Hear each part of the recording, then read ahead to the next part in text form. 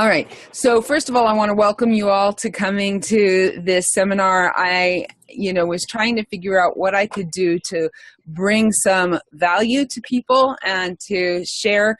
I'm always teaching something, one class or another, and I was talking with Rivka Malka-Perlman, and she said, there's a huge amount of people who really need to just have this kind of spiritual mentorship where they can have their questions answered, and they really want to know the how-to of Judaism.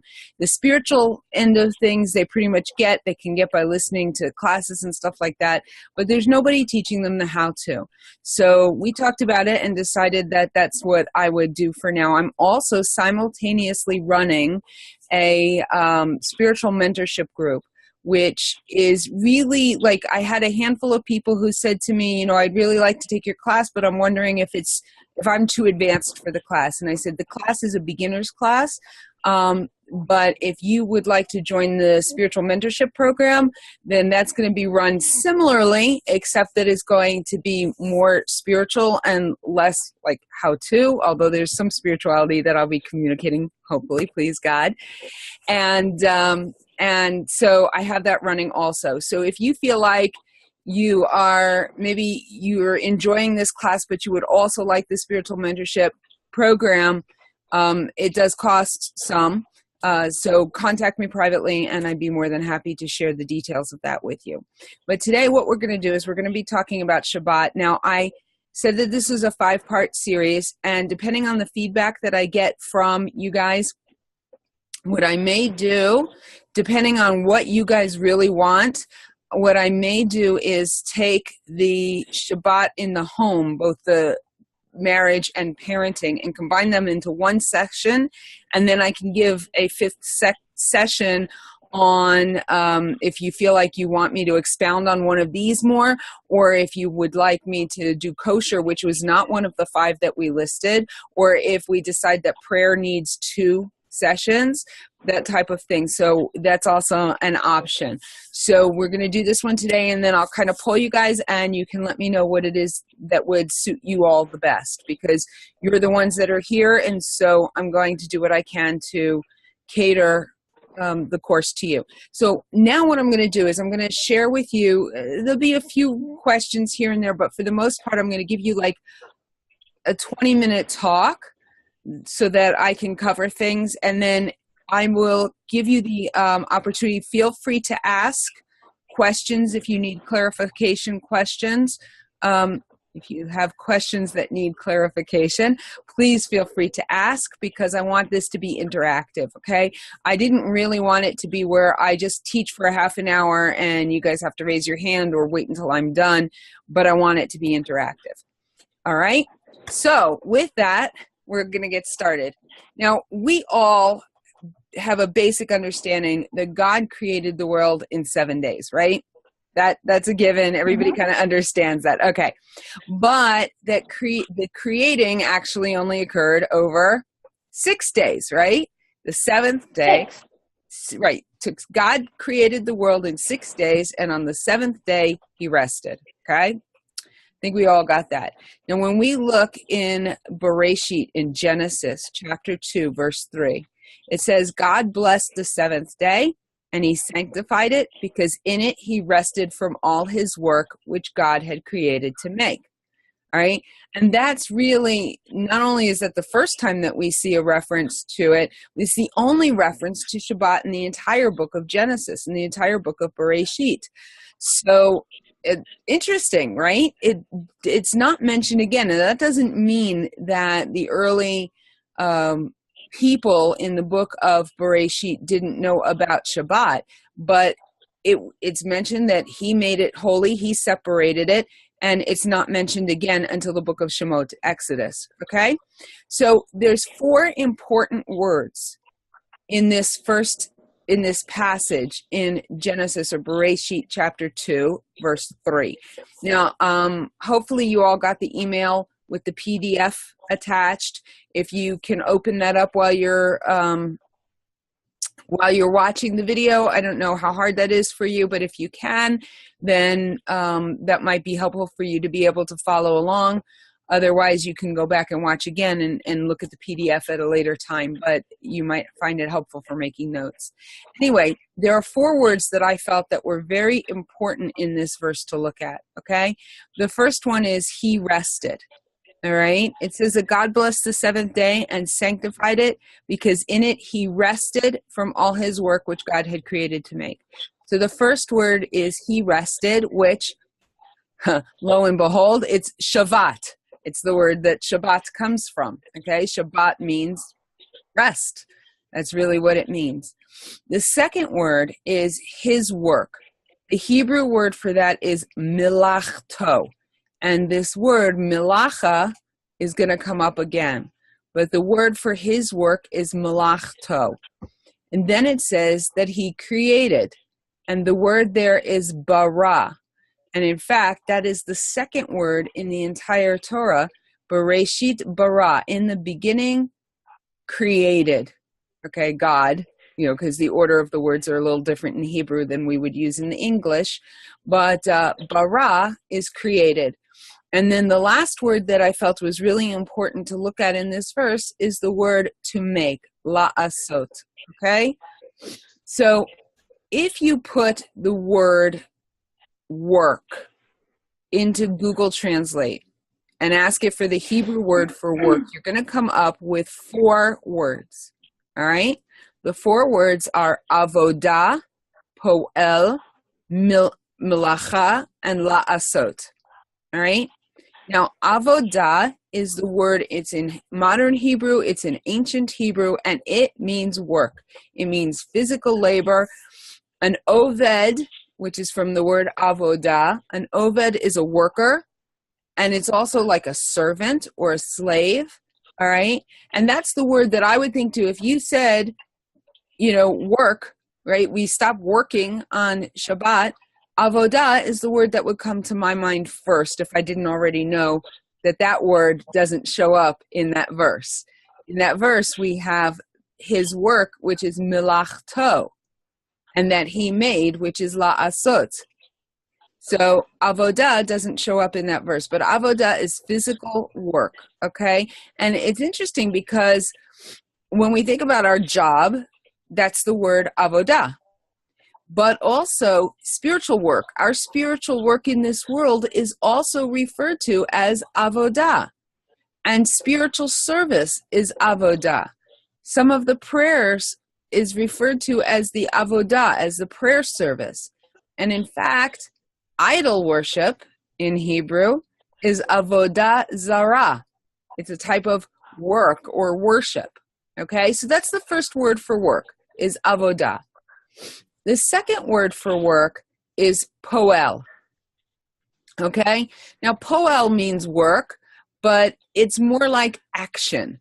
When a youth group gets together to accomplish something, that's a pa'ula. Poel is the Hebrew word also for verb. In other words, it's the action word, okay? A laborer is a poel, but it's referring to his accomplishing something and not the actual work being done, okay? So avodah is physical work. Poel is action. It's making something happen, okay? The next word is la'asot. La'asot means to make or to do something, okay? And that came that's the last word in that passage. It means, right, we said that God made, all right? I wish, next week maybe I'll have some slides for you that'll make it, but I thought it would be more enjoyable to see my face than to see slides and just hear a voice kind of in the background, right? So that's why I sent the PDF, but bear with me on this.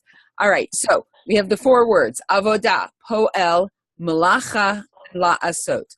Avodah is physical labor, poel is action, or work, but it's a verb. It's the action word. La'asot means to make or to do something. But the word in this passage and the passages that we're going to look at in a minute, referencing what a Jew is not allowed to do on Shabbat, is the word melacha.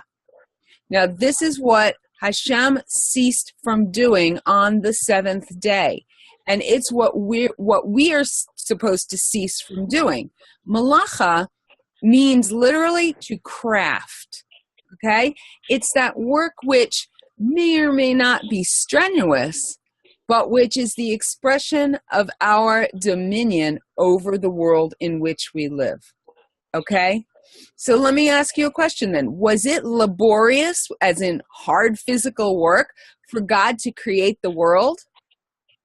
Well, not if we believe that God's omnipotent, right? If we believe that God is omnipotent, then his creating the world wasn't physical labor. It was creating, it was a type of work, but it wasn't avodah, wasn't labor. The Torah tells us that God created the world through words. He spoke the world and the world came into being, okay? So it's not physical labor that God ceased from on the seventh day.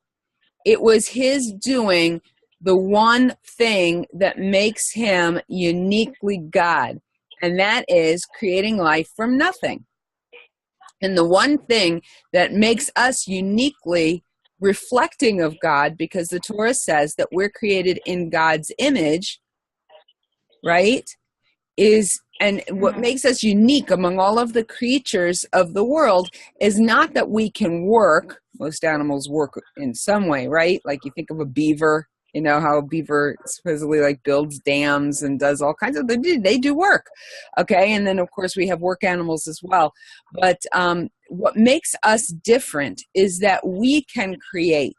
We can take that which is in the world and using our brains and our thoughts, we can transform them into other things. Okay. Is everybody with me so far? Yes. Does anybody have any questions? No questions? Okay. So the commandment to rest on Shabbat, and this is like really, really important to wrap our brains around. The commandment to rest on Shabbat is not about ceasing from doing physical labor. It's about ceasing from doing that which is the unique expression of our human dominion over the world. We cease creating. We cease exercising our power, right? That's what we stop doing on Shabbat, right? I remember when I first became religious and Shabbat Torah observant. And I remember when I first discovered that I wasn't allowed to crochet on Shabbat. Now, I love crocheting, okay?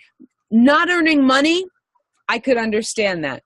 Not shopping, I could understand that. Heck, I could even understand not watching TV, which isn't necessarily a direct violation, but it's more like a violation of the spirit of Shabbat, kind of like going on a date with my husband and spending the entire meal reading Facebook on my cell phone, right? It's not forbidden, but like kind of ruins the date, doesn't it?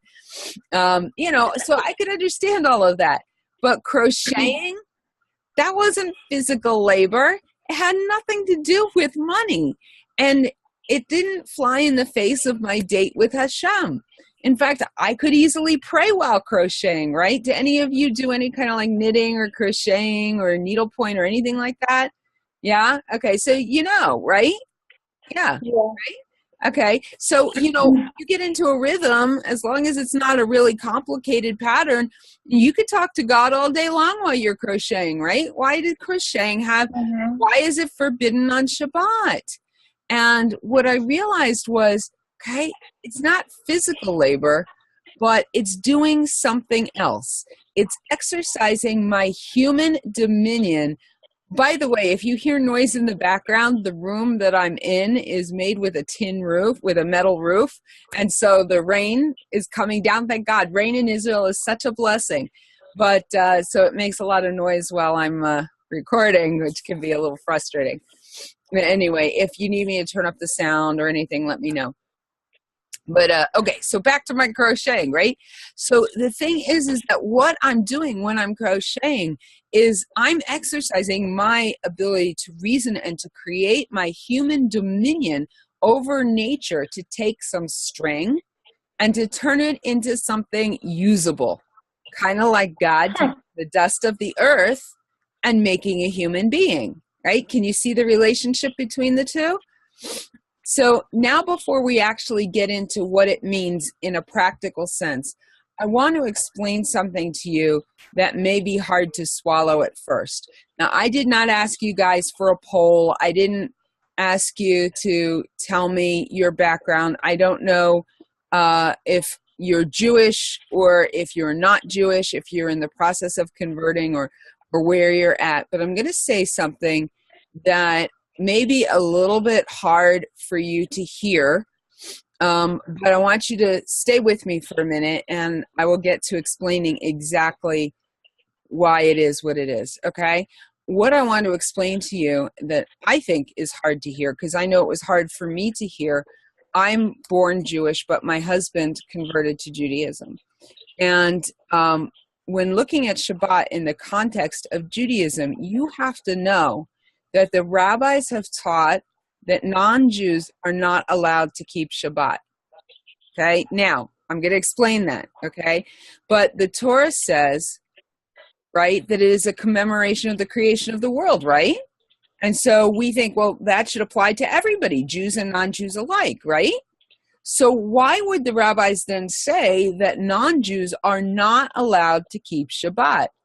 I mean, that is at the same time both unfathomable, I can't say that word, but you know what I mean, and perhaps even offensive. I know that when my husband, when I first became religious, and he wasn't even in the process of converting yet, but he was Shabbat observant as a non-Jew, and the people in the community said, you can't keep Shabbat. And he was like, what? How could I break Shabbat? I love Shabbat. You know, for me, that would be like, it would be almost like a sin. So many non-Jews who love Hashem and have a deep love for Shabbat want to keep it in its entirety. So what's the problem? All right? When God commands the children of Israel to keep Shabbat, what does he say? We're going to look at the actual passage in just a second. But he says it is a sign between him and the children of Israel because he took them out of Egypt. See, in the Torah, we have that first reference to God making the seventh day holy, which I showed you from Genesis chapter 2. And then there's no mention of the seventh day or Shabbat until we get to Shemot, Exodus chapter 16. Now, keep in mind that the Exodus from Egypt occurred in chapter 14, so we're about 2 chapters out. And the Jews have been taken out of Egypt, and God is explaining to them how he's going to take care of them. And so we see the first mention of Shabbat, because in Genesis chapter 2, it doesn't say Shabbat, it just says the seventh day. Here, it says the first mention of Shabbat is in Shemot chapter 16, verse 23. And it takes place when the Jewish people are in the desert, and they're being told that God is going to provide food for them in the form of the mun. In English, we say manna, okay? If you're familiar with the story, God tells them that he's going to drop this food. It's referenced, it's like the dew, but it's also called bread at one point. And Moshe says, this is what the Lord meant. Tomorrow is a Sabbath observance, a holy Sabbath to the Lord. Bake what you will bake and boil what you will boil, and all that is left over put aside to be kept until morning. Now, previously they had been told that they were to collect only enough for one day each day, and they weren't supposed to keep anything aside because it would get rotten, okay? But here he says, tomorrow is Shabbat, it's the seventh day, so today you need to collect double. You boil it, you bake it, you do whatever you're going to do with it, and then you put it aside to be kept for Shabbat day, okay? And in verse 25, he says, eat it today, for today is the Sabbath to the Lord. Today you will not find it in the field. The third time Shabbat is mentioned in the same event, because there's these 3 different places, okay, which is 3 verses later, in Exodus or Shemot chapter 16, verse 29, and it says, see, the Lord has given you the Shabbat. Therefore, he gives you bread for 2 days on the 6th day. Remain every man in his place. Let no man go out of his place on the 7th day. So this is the first time that we, the readers of the Torah, are introduced to Shabbat as it's being commanded to the newly freed Jewish nation. And what we get from this passage is that on Shabbat, we don't need to worry about acquiring provisions for ourselves or cooking, right? Cooking obviously being the exercising of man's dominion over the world by using fire to transform the meat and the vegetables, or in this case, the man, into edible food. All right?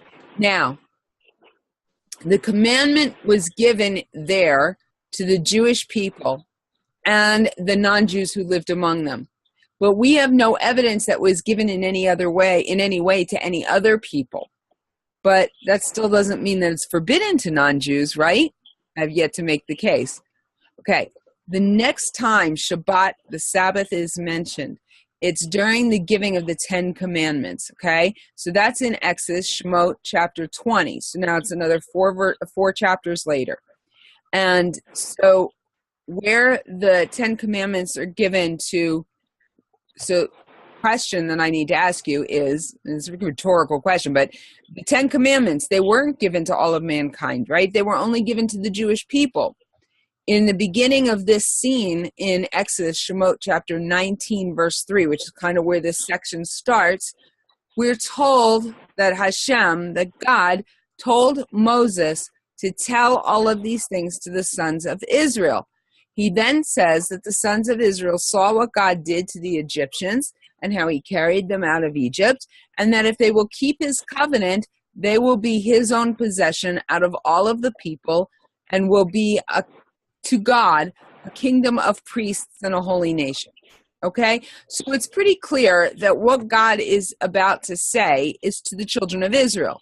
And this is why there is no mention of keeping of Shabbat until after the Exodus from Egypt, even though it's clear that the seventh day was made holy from the beginning. Well, the seventh day. Okay.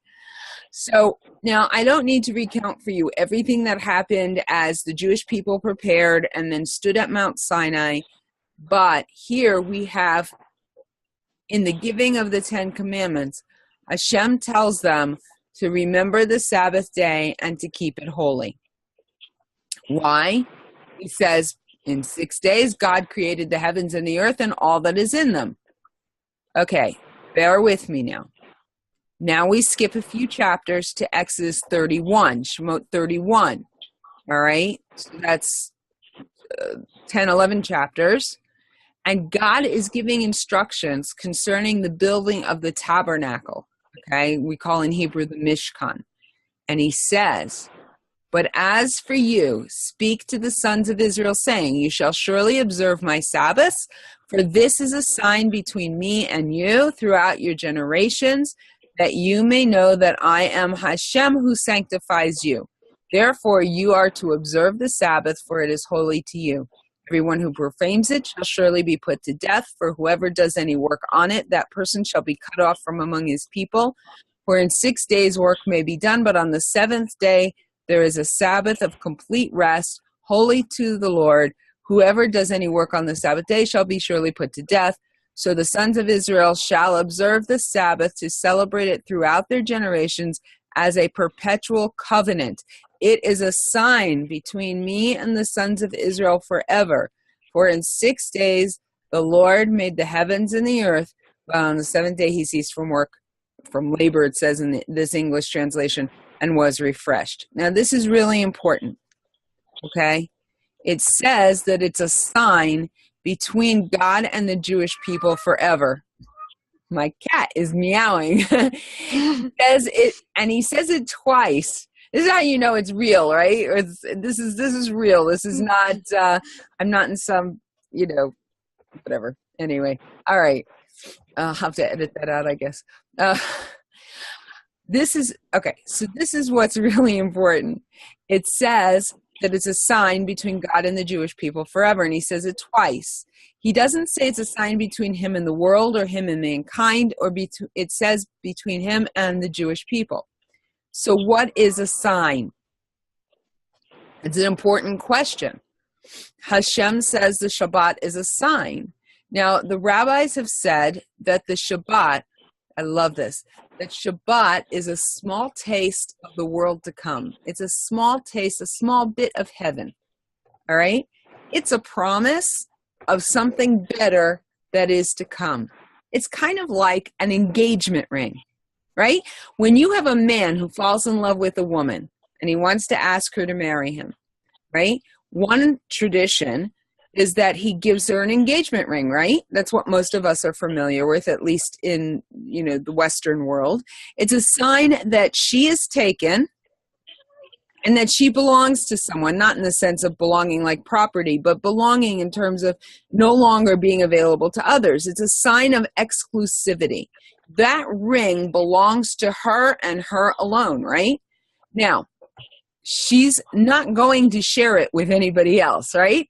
Imagine that another woman comes along and takes her ring. Does woman number 2 now become engaged to the man because she stole his engagement ring? No, of course not. It's still woman number 1's ring. It holds no promise. It contains no commitment, no covenant to this other woman. Okay? So now, if you're not Jewish, you may be thinking, why is this woman teaching me about Shabbat and starting by telling me that I'm not allowed to keep it? All right, well, thank you for asking. I'll tell you. We know that God rested on the 7th day and he made it holy. It's a day that is set apart and it's special. And that was done before there was a Jewish people. We know that he gave the observance of Shabbat with all its intricacies as a sign of the covenant between him and the Jewish people. Does that mean that non-Jews can't keep Shabbat? Well, no, not in the way that Jewish people are commanded to. But that doesn't mean that they can't consider it holy, remember it, and honor it in some way as part of how they relate to God. But keep in mind that keeping Shabbat for anyone other than the Jewish people holds no promise and marks no covenant. All right, so let's get back to the girl who is engaged. Her parents throw her an engagement party, right? Friends come, they celebrate with her. It's not their engagement. It's not their party, but they come and they celebrate with her because they love her and they're happy for her. And while they're celebrating, they're enjoying the company of both the bride and the groom, the chatan. And so if we think of it like that, then we can see that while the non-Jew shouldn't keep Shabbat the way a Jew does, there is still joy and a blessing that comes from celebrating it along with her. Does that make sense? So on the one hand, a non-Jew is not supposed to keep Shabbat the same way a Jew does, but like my metaphor of the bride, participating in the party and enjoying and celebrating what it means and what it represents is completely allowed. And there's a lot of flexibility as to what that exactly means. But now what we're going to do is we're going to look at, okay, so what you've just said is that, Jews have been given all these commandments and they're supposed to keep Shabbat in a certain way, and non-Jews aren't allowed to do it that way, but we're allowed to do some things to keep Shabbat, right? But what does that mean? I mean, that's one of the things that I said when we're going to start this class is how to, right? So now that I got that out of the way, what did the Jewish people do to keep Shabbat? How is it observed? All right. So first thing that we're going to do is we're going to look at what it says in the Torah. And please, again, if you have a question, definitely interrupt me. We're going to have some discussion because I'm not going to be talking for the full hour. Definitely at the end, we're going to have some time for discussion. All right. So how do the Jewish people, what do we do to keep Shabbat? How is it observed by the children of Israel? So the first thing we have to do is look at what it says in the Torah, and then we're going to look at how it has been explained in the oral tradition, in the oral Torah, and what it looks like today. So we're also going to start with what we don't do, but don't despair. I will finish up with what Shabbat looks like in a traditional Jewish home. In other words, the what we do. All right? So already we know that in the passage speaking about the collecting of the manna, it says that they were to boil what they were going to boil and bake what they were going to bake, for tomorrow is Shabbat. You are also not to collect any of the manna on Shabbat. So there we have our first two commandments or prohibitions for Shabbat, right? The first one is not cooking food on Shabbat, and the second one is not acquiring food on Shabbat. They weren't supposed to go out on Shabbat to collect the manna, all right? Now, there are several other things that are commanded in the Torah and the prophets concerning Shabbat directly, right?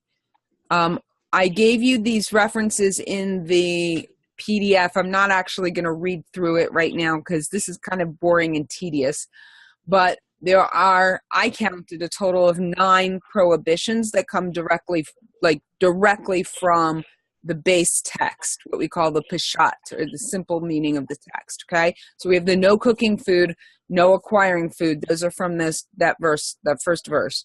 Then we have in Shemot 34, no plowing or harvesting.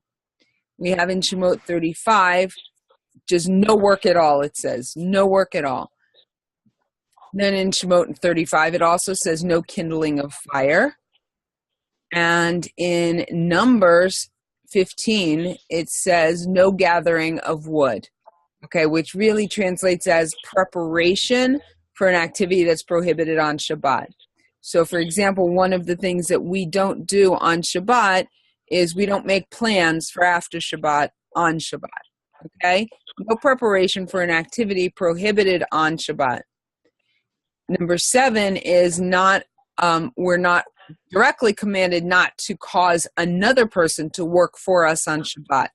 And it specifies not your animals or your servants or your guests. And that's in Devarim, Deuteronomy chapter 5. Number 8 is actually found in several passages in the prophets, specifically Jeremiah, Yirmiyahu, chapter 17, and that's engaging in business pursuits, and that includes the concept of carrying. All right, and then again in Yirmiyahu, carrying into or out of the gates of Jerusalem and outside of one's house. That's important. That's very, very important, understanding that from that we learn that one of the things that are prohibited on Shabbat is taking things from a private domain to a public domain. So we don't carry things outside of our home.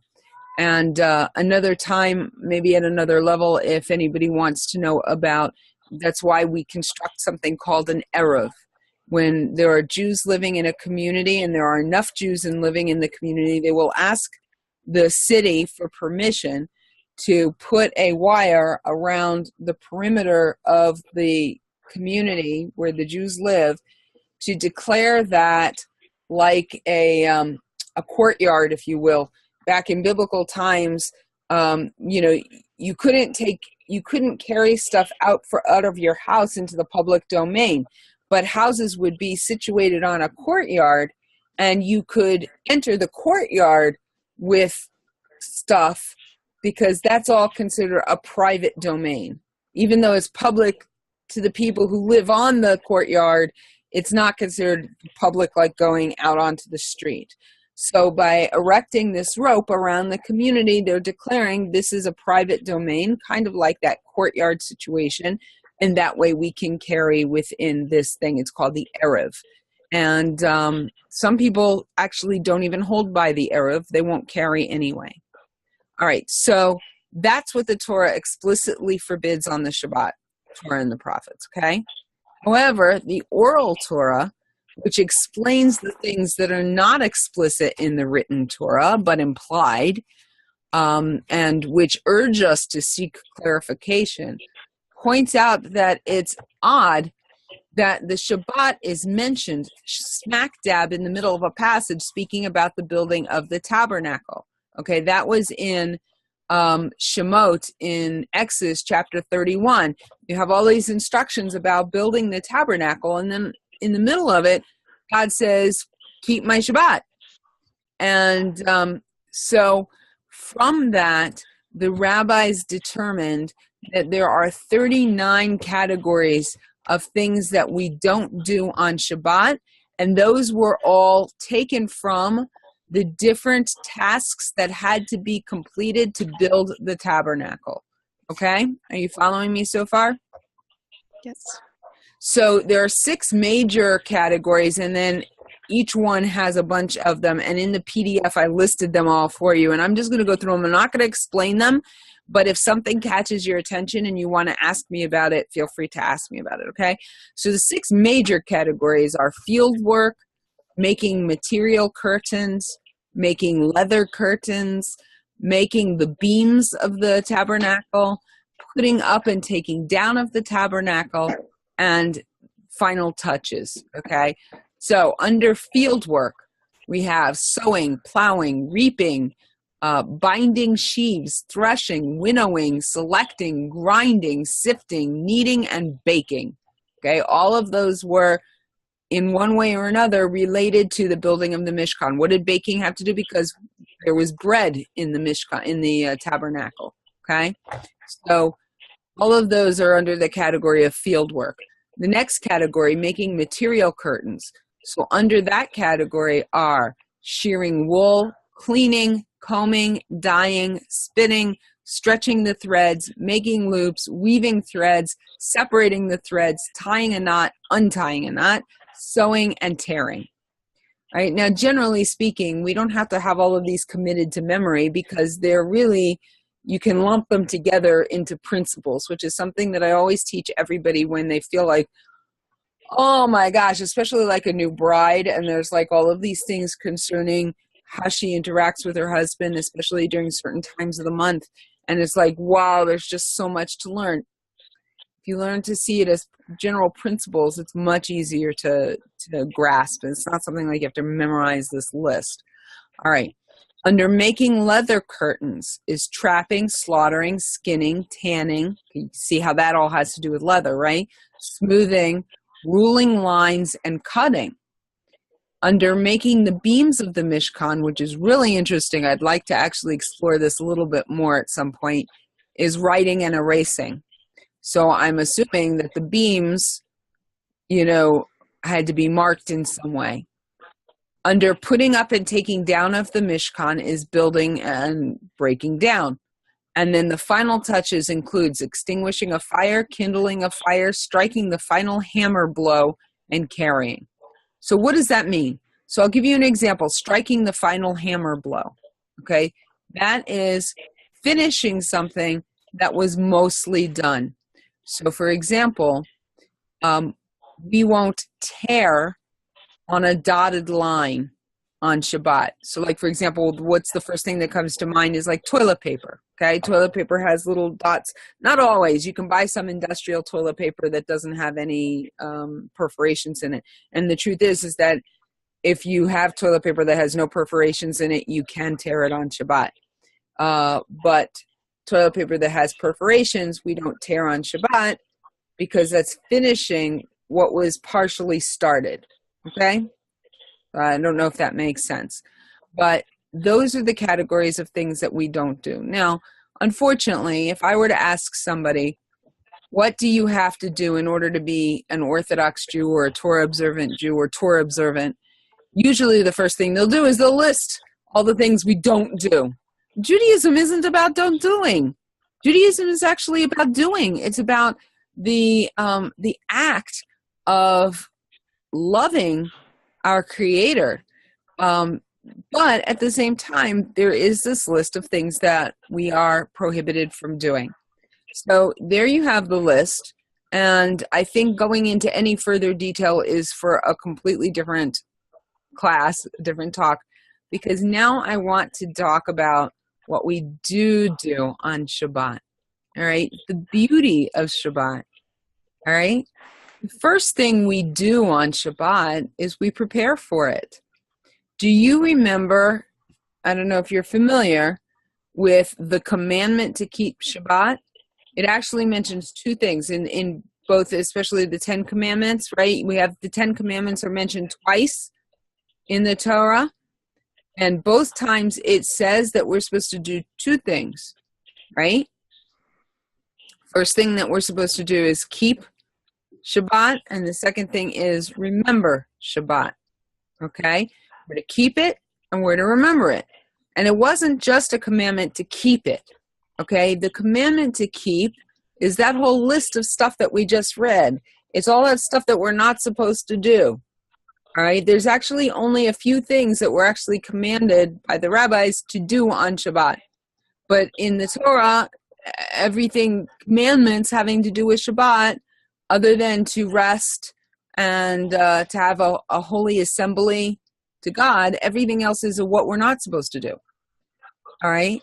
But it's the remember part that is the things that we do. All right? Why do I say that? Because remembering isn't something you do in the moment, right? If I'm putting on my shirt, I'm not remembering to put on my shirt. I'm putting on my shirt, right?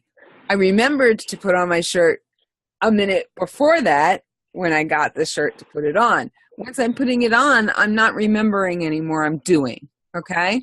So remembering isn't something that you do in the moment that it's happening. It's something you do the rest of the time. Remembering the Shabbat is something that you do the other 6 days of the week, okay? So we keep Shabbat on Shabbat by not doing those things that we were told not to do, and we remember Shabbat, which is the other half of the commandment, by remembering it the rest of the week. Remembering Shabbat is something you do the other 6 days of the week. In fact, in Hebrew, it's really interesting. Even the names of the days of the week are to remind us of Shabbat. I don't know if you know this.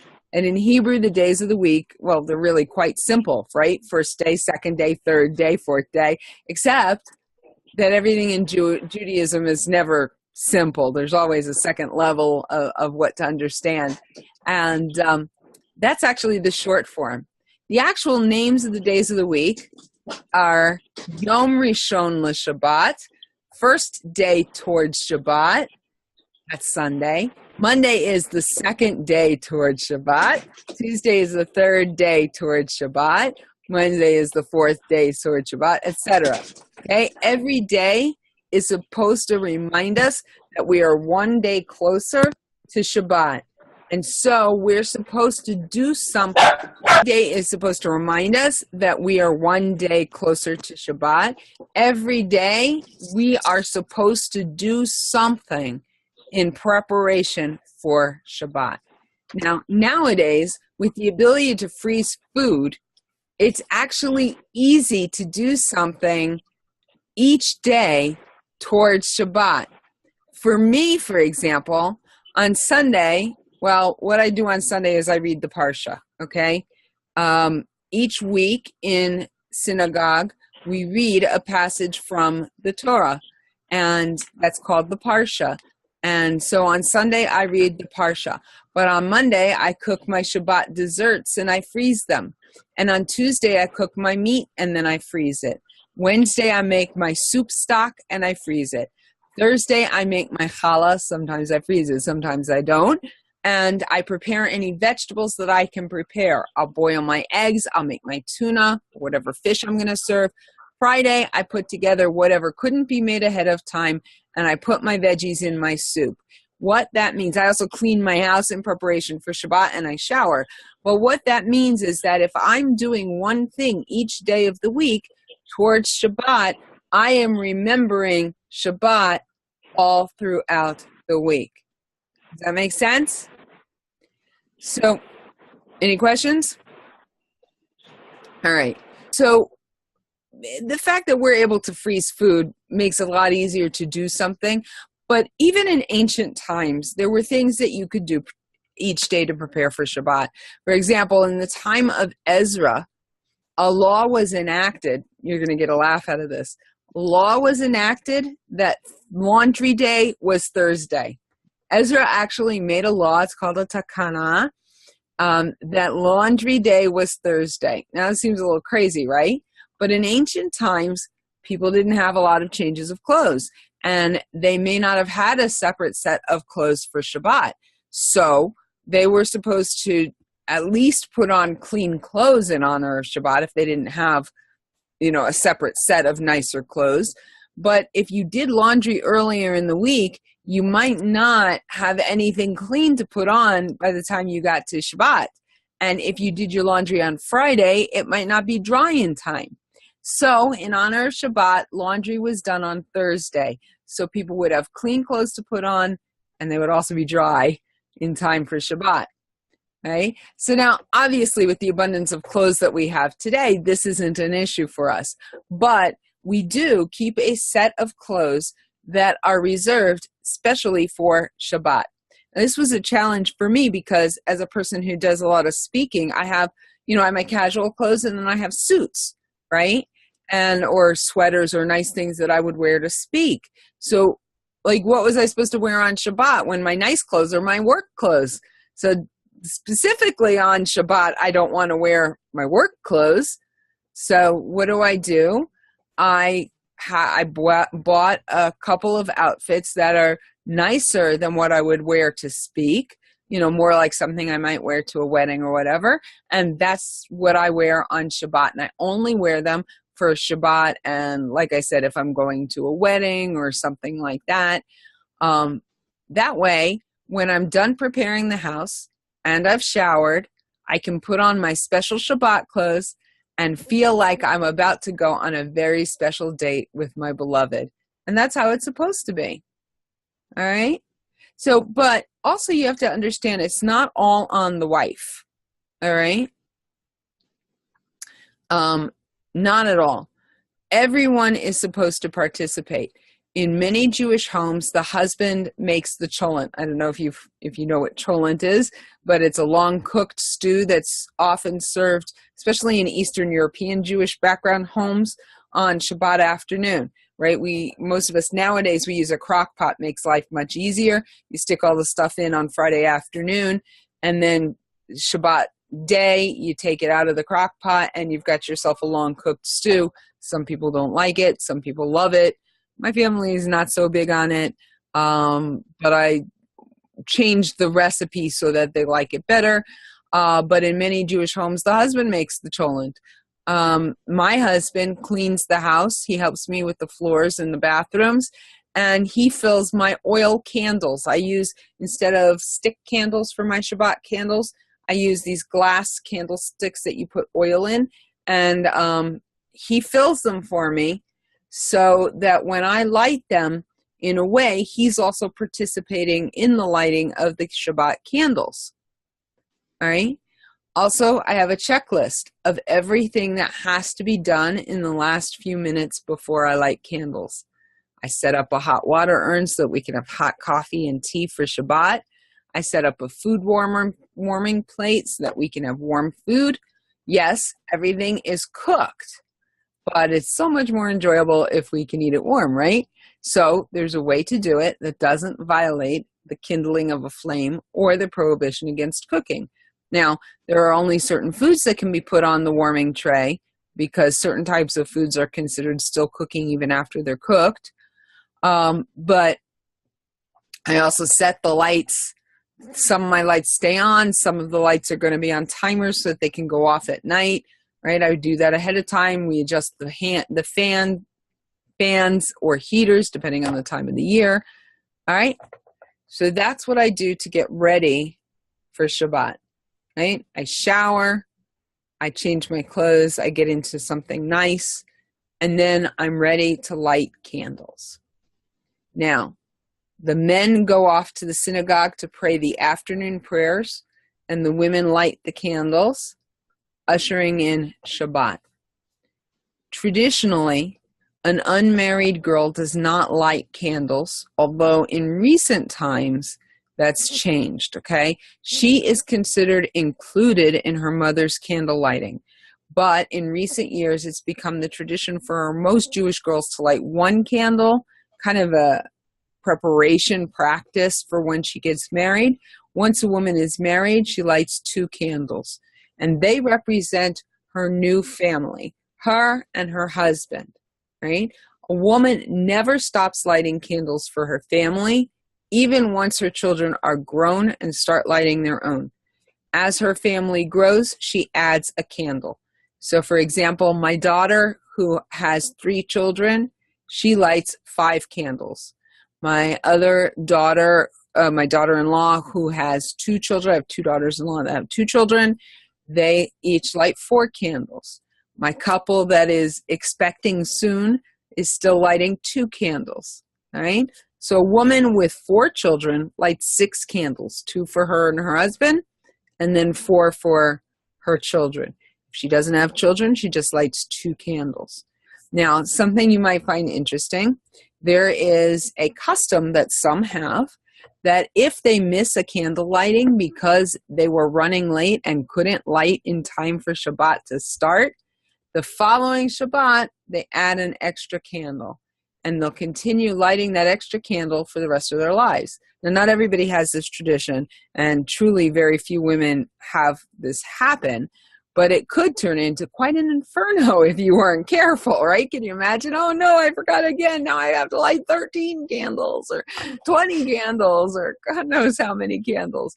Now, I personally decided when I became religious that I was going to light 1 extra candle as a reminder of all of the other Shabbats that I didn't light candles, okay? And to remind me that it's a privilege and an honor to be able to do so. So I have 4 children. I should light 6 candles, but I light 7 candles every Shabbat, okay? When we light the candles, we light them first, and then we cover our eyes. A lot of people have a custom of going around the candles like this, and I'm sure there's some really mystical, wonderful, amazing reason why. I just see bringing this light into myself so that I can settle into Shabbat, because sometimes you rush, getting ready. Sundown comes, it's time to light the candles. You rush to go light the candles because you don't want to be late. And now all of a sudden I just need to focus on those candles and center myself on what I'm doing. And so what we do is we light the candles, we cover our eyes, we make the blessing, and then we uncover our eyes. And there's a prayer that we say afterwards. But somebody burning something. So I want to explain to you why we do that, because most of the time in Judaism, when we're going to do a mitzvah, we're going to do something, we make the blessing first, and then we do whatever it is we're going to do, right? If we're going to eat something, we make the blessing first, and then we eat, okay? But with lighting candles, the problem is that once we make the blessing, we've accepted Shabbat. So then it's Shabbat. So then we can't light the candles because it's already Shabbat for us. So what we do is we light the candles, then we cover our eyes, we make the blessing, and then we open our eyes, and there it is. The candles are lit for us. Voila. All right. It's a little bit of what we call a legal fiction, but it's the only way to get around the fact that we can't make the blessing before we light, because once we make the blessing, we can't light. So we light and then we make the blessing. All right. Does anybody have any questions so far? Okay. All right. So then what happens is the candles are lit. I'm going to try to rush. I know it's 10 o'clock already. Hopefully you guys have a few more minutes, because I want to give you an opportunity to ask any questions or have discussion. And I only have I wanted to run through what Shabbat looks like for you real quick, and then we can have discussion. All right. And I apologize if you don't have I apologize if you need to go. Next time I will try to stay within the hour.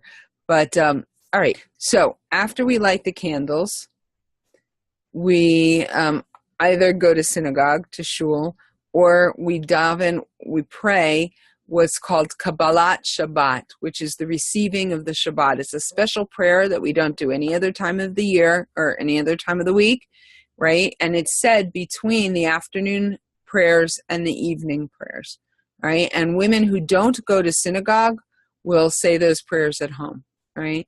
Why wouldn't they go to synagogue? Because Judaism is a very practical religion in many ways, and women are not required to do anything that is time bound. Anyway, women who have children at home. If you don't have children at home, it's a little bit more unclear as to whether or not you should be doing these things. But women who have children at home do not have to go to synagogue. So if they don't go to synagogue, they'll be at home and they will pray this prayer called the Kabbalat Shabbat, which is the receiving of Shabbat. And then the evening prayers, they may or may not. After they pray or go to shul, go to the synagogue, the men come home and they bless the children. Some of them bless the children after singing, depends on their custom. But then we sing two songs. One's called Shalom Aleichem, which is welcoming the angels of Shabbat into our home. And the other one is called Eshet Chayil, which you may be familiar with as the wife of noble character from Proverbs chapter 30. Then the husband makes Kiddush. Now, what's Kiddush? He makes a blessing over a cup of wine. He has the bread in front of him, covered, and it is the act of sanctifying Shabbat. The word Kiddush is from the word Kadosh, which means holy. After he makes Kiddush, dinner is served. During the meal, there's singing, although not every family sings, because if you don't have at least one person in the family that's musical, that could be kind of difficult. But singing or words of Torah or both. Some of the words of Torah have to do with the Parsha for that week, others maybe not. Then we sing, after we have dessert, we sing grace after meals. And in the winter, we often sit around and chat, and some families play games and others learn.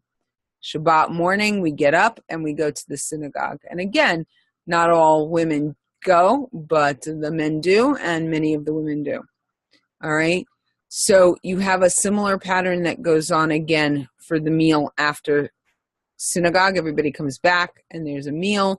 Some people sing, some people have words of Torah. There's Kiddush again, it's a little different. But, and then more time is spent celebrating Hashem and the blessing of friends and family that he's given us.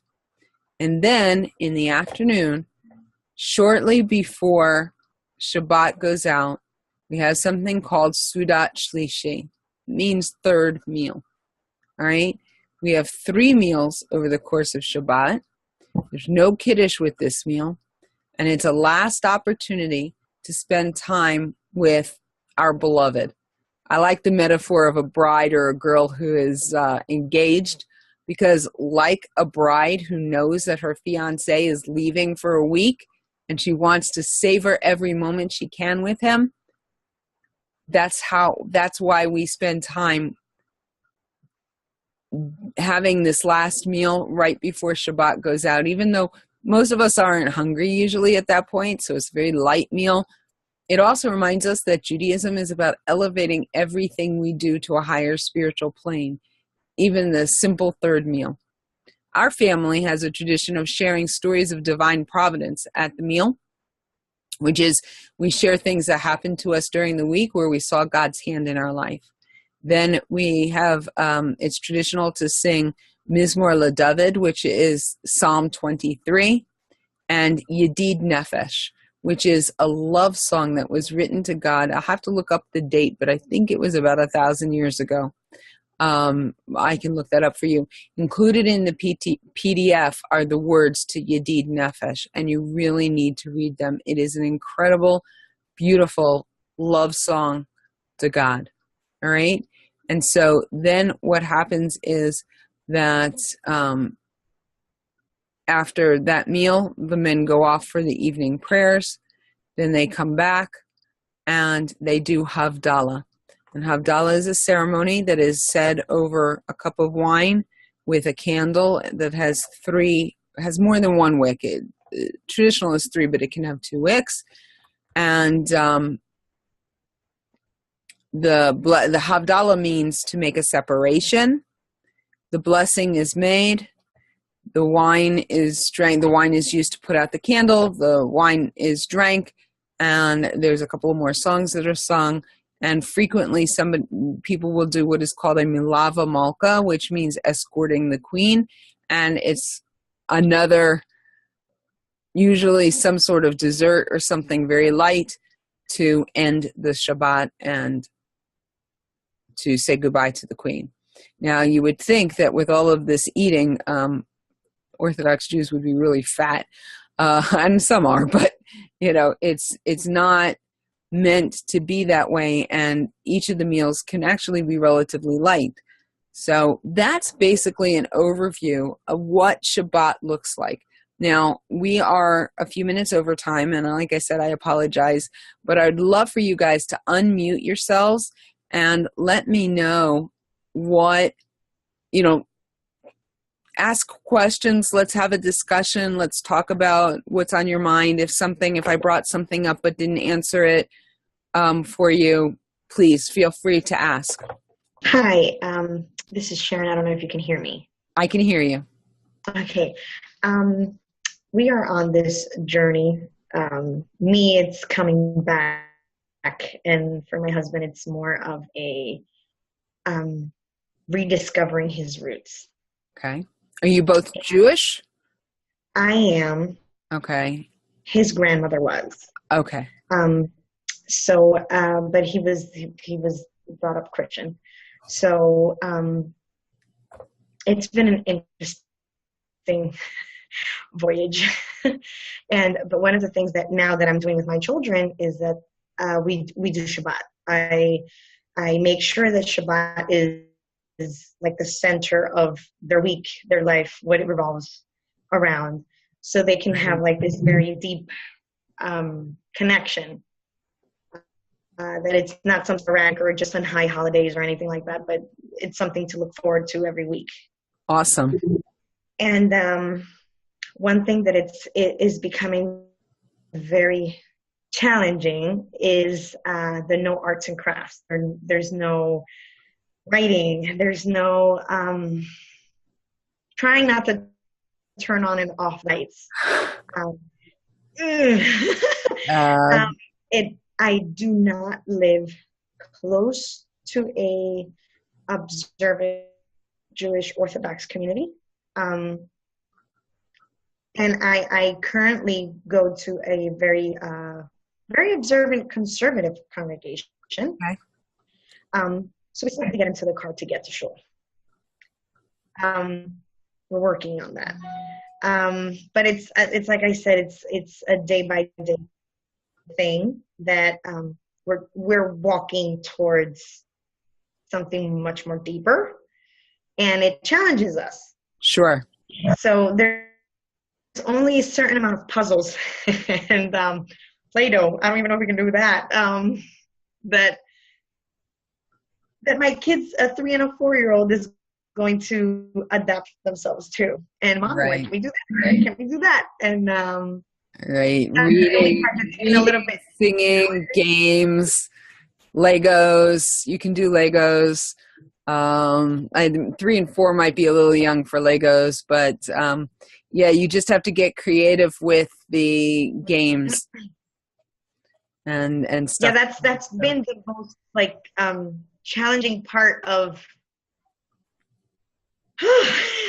Yeah.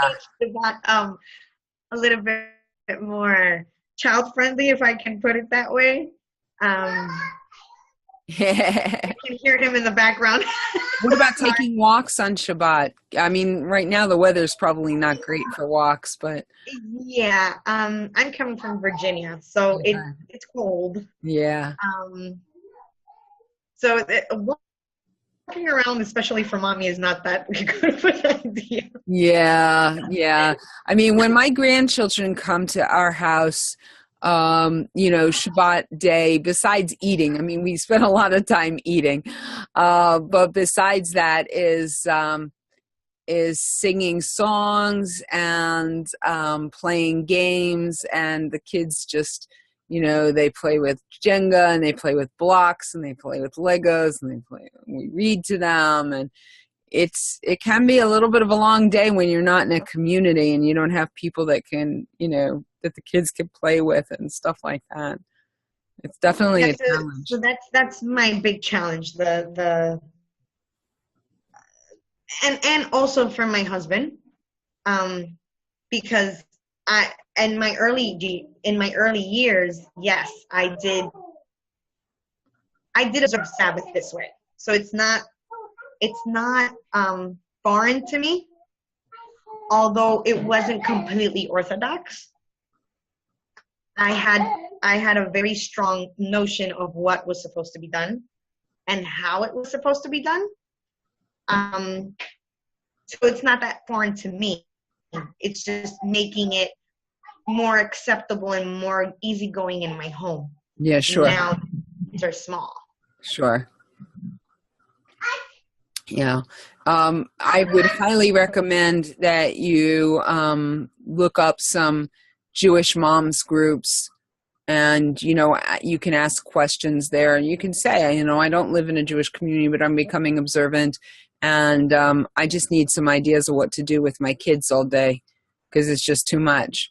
And that I would highly recommend that. And yeah, you just have to get creative with the variety of toys and games that you have available for them so that you're not bored. And you know what? Your husband, get some books. It would be nice if we were all holy enough to just read from the Torah all day long. But most of us just can't do that. And we actually tried last Shabbat. Yeah. We tried that and it was like, let's do something else. Get some, if you can, get some Jewish fiction. There is some very good Jewish fiction.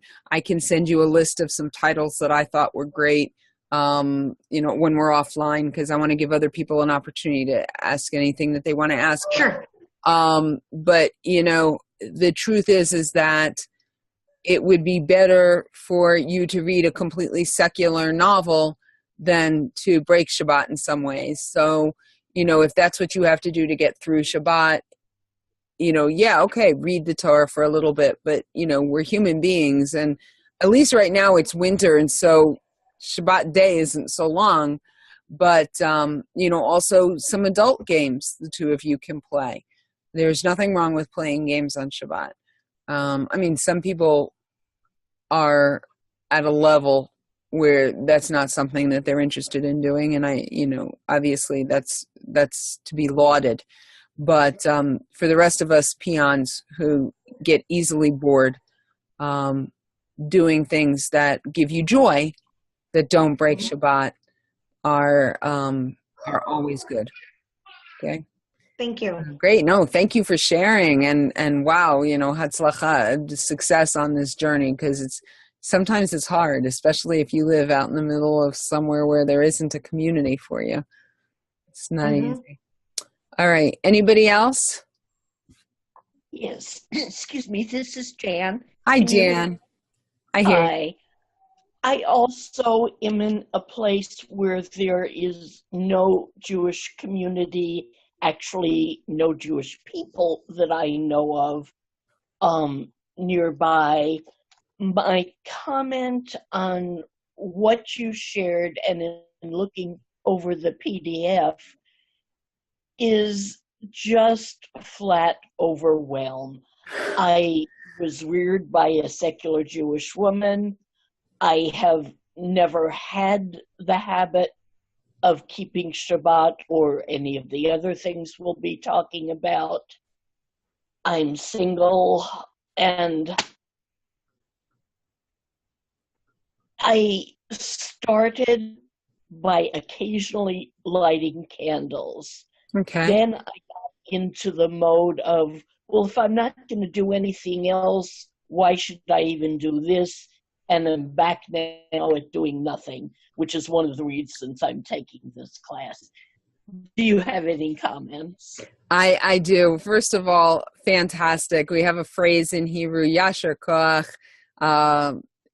just more strength to you. It's got to be so, so, so hard. But I would say this, remember, the commandment is to keep and to remember. And if you can't keep it, then at least remember it. Lighting candles on Friday night, if that's all you can do, that's more than doing nothing at all. And that's something. And so start with that. And, being overwhelmed by looking at that PDF, forget it. Forget the PDF. Look at the very last part. maybe light candles on Friday night and read Yadid Nefesh, or, light candles on Friday night. If that's all you can do, then just do that. And then at some point, maybe sing Shalom Aleichem if you can, if you remember it, or you can look up the tune on the computer. I'm sure there's a gazillion sources for that. But one step at a time, that's like how they say, how do you eat an elephant, right? One bite at a time. You don't have to take on everything at once.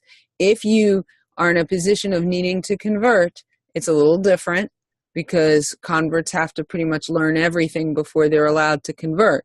And it can take a while because there's a lot there. But I don't know, you didn't mention what you mentioned. You were brought up by a secular Jewish woman. You didn't mention if you were halachically Jewish or not. But if you are... What does that mean? Okay, so was your birth mother Jewish? Yes. Okay, so you are a Jew. According to Jewish law, you are a Jew. Yes. According to Jewish law, somebody whose father was Jewish but mother's is not considered Jewish by birth, Jewish by law, although they, even though technically they have to convert, they're treated differently than somebody who's coming from nothing. But you don't have to take it on all at once. Just one thing, and make it meaningful to you. When you light the candles, stop and think about the fact that God loves you. That's it. God loves you. How do you know that God loves you?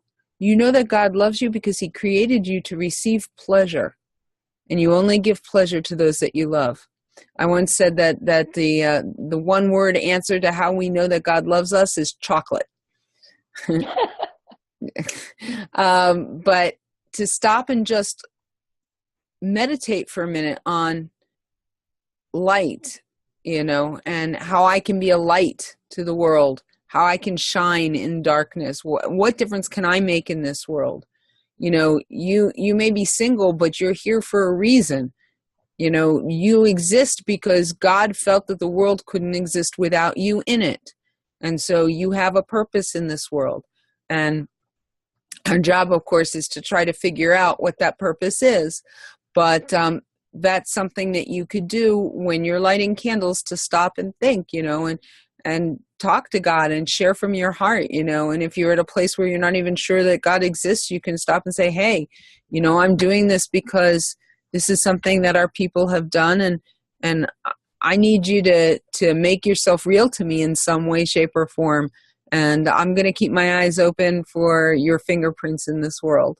And, just use it as a time to talk to God. And if that means that when you're done, you go out and do whatever you normally do on Friday night, then so be it. One step at a time. I'm not saying that you should break Shabbat, but when you're becoming observant, to try to take everything on all at once is just crazy. And yeah, you'll just abandon everything because it's too much.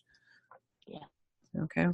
Thank you very much. You're very welcome. If you have any questions, please feel free to private message me. I'm more than happy to answer questions. I may get a little busy at times, so if I don't answer right away, just be patient with me. But I'm more than happy to answer questions. Okay, does anybody else have anything that they want to say before we sign off?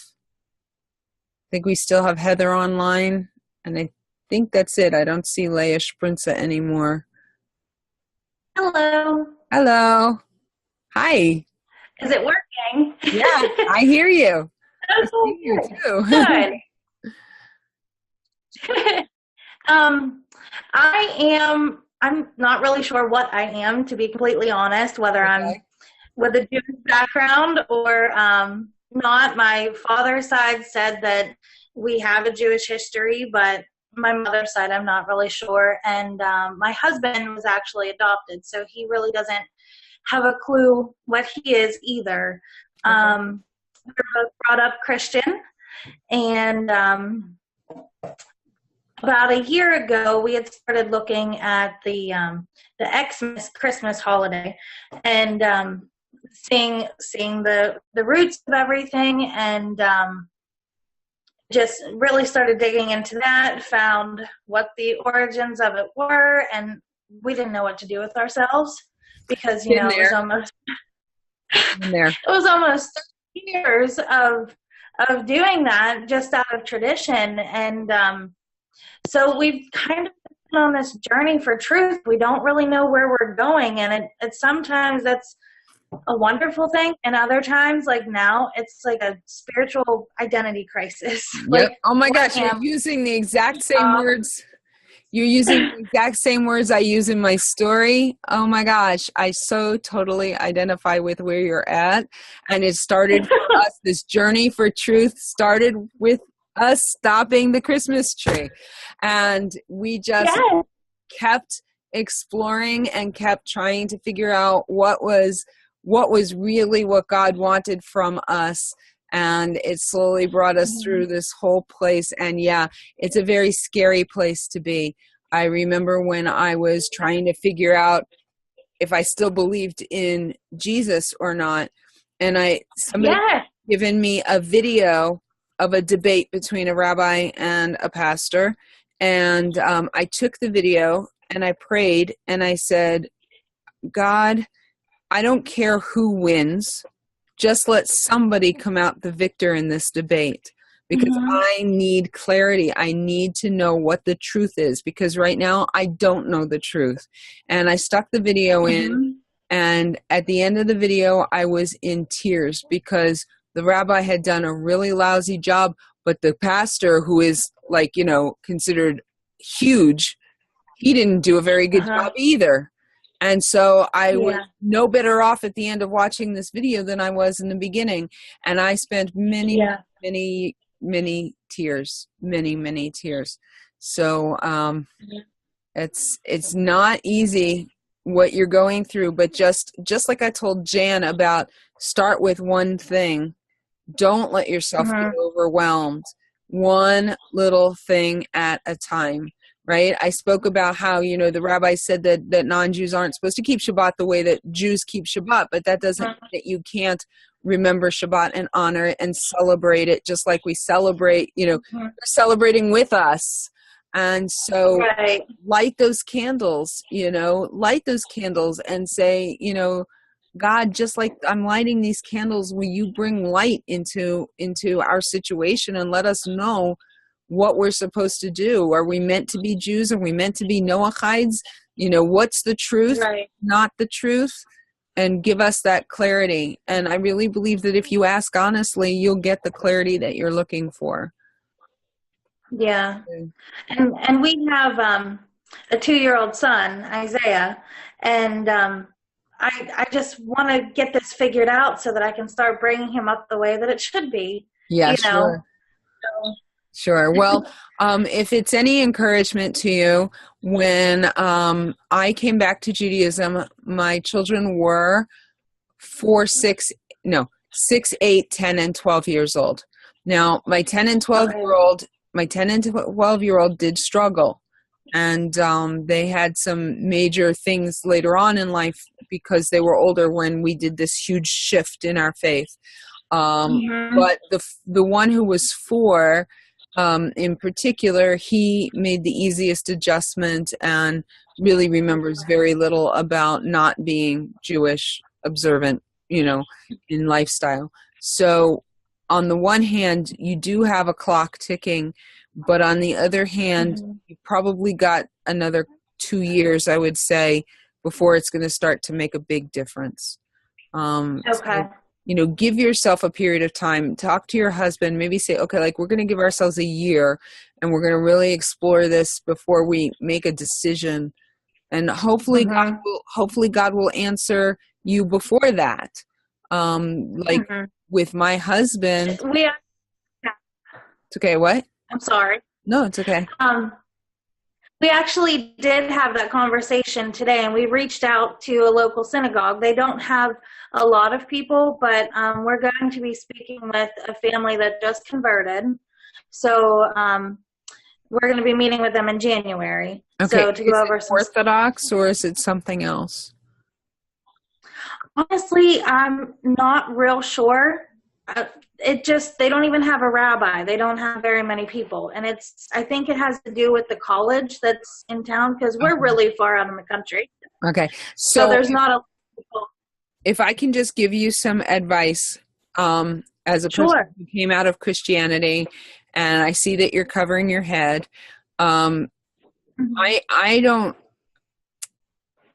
when people explore Judaism who are coming out of Christianity, it's because they're looking for the truth, and they're usually very spiritual people who are seeking a real, genuine faith experience that encompasses their entire being and their entire life, right? Because Christianity did that, and obviously we wouldn't have been Christians if we weren't very spiritual people, and so we need a spiritual Judaism as well.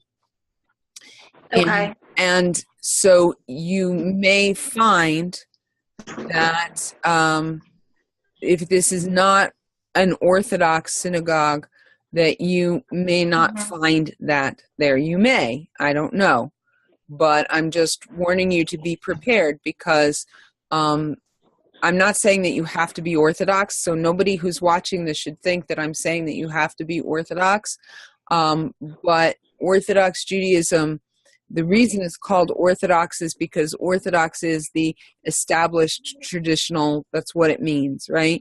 So this is the way Judaism has been observed for thousands of years, and it answers that need for something that is holy and set apart and not what's the rest of the world. So anyway, I'm going to offer you the same thing that I offered everybody else. If you have any questions, specific questions that you want to ask me, please feel free to email or private message me on Facebook. I'm more than happy to answer and try to help you along.